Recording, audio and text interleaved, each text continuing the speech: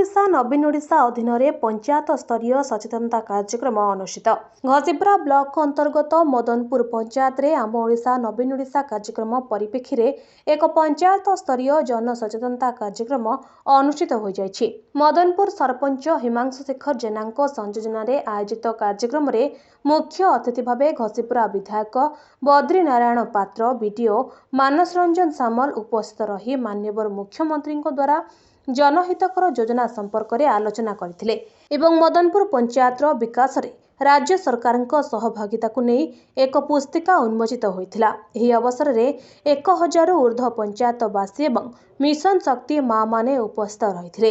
एही सभा माध्यम रे राज्य सरकार जनहितकारी योजना किभली ग्रामांचल स्तर रे जनसाधारण निकट में पहुंचीबो और एहार किपरि फायदा उठाई पारिबे से नै अतिथि माने निजर वक्तव्य रखिथिले एवं परिप्रेक्षी रे मिशन शक्ति कृषि उद्यान एवं मत्स्य विभाग पक्षरु प्रतिनिधि मंडली उपस्थित रही जनसाधारण माननकु विभिन्न योजना संपर्क में सूचना प्रदान करथिले।